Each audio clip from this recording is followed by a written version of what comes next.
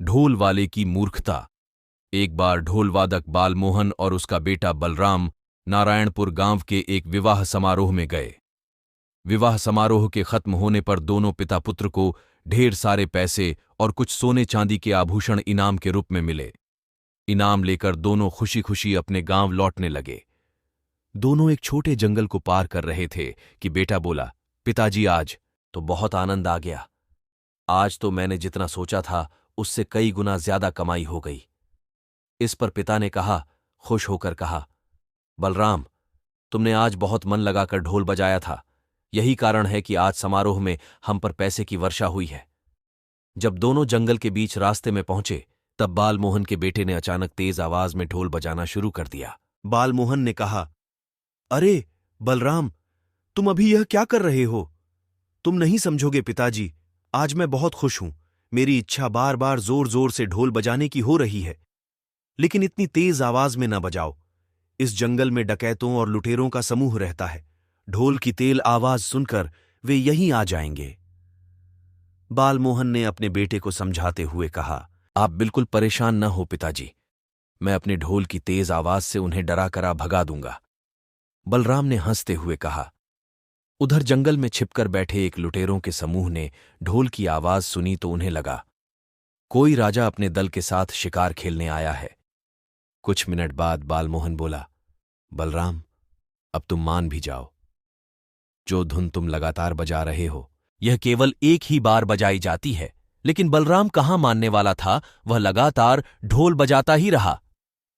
तुरंत ढोल बजाना बंद करो, तुम समझते क्यों नहीं? यदि लुटेरों ने ढोल की आवाज सुन ली तो?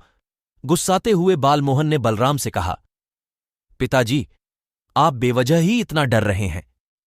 मैं अपने ढोल की प्रचंड ध्वनि से उन्हें इतना भयभीत कर दूंगा, वह हमारी तरफ आने के बारे में सोचेंगे भी नहीं।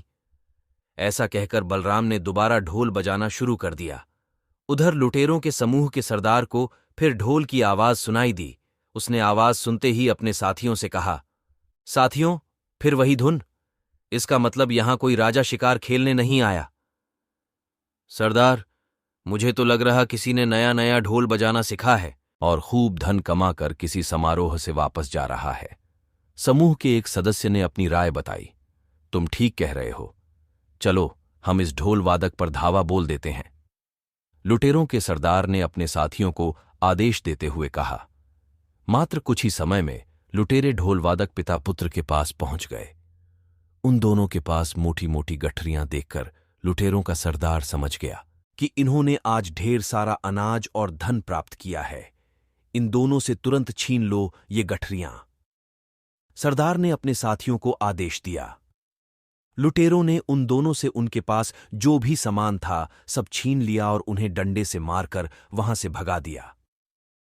मैंने तुम्हें कई बार ढोल बजाने से मना किया था, पर तुमने मेरी बात बिल्कुल नहीं मानी।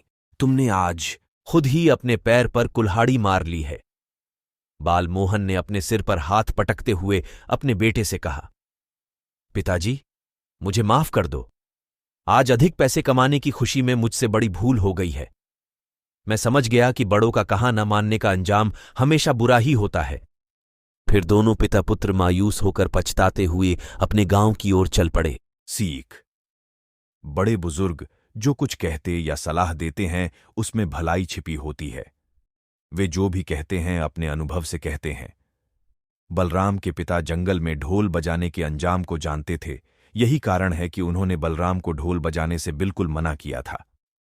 जो अपने बड़े बुजुर्गों की बात को नजरअंदाज करते हैं वे बाद में खूब पछताते हैं।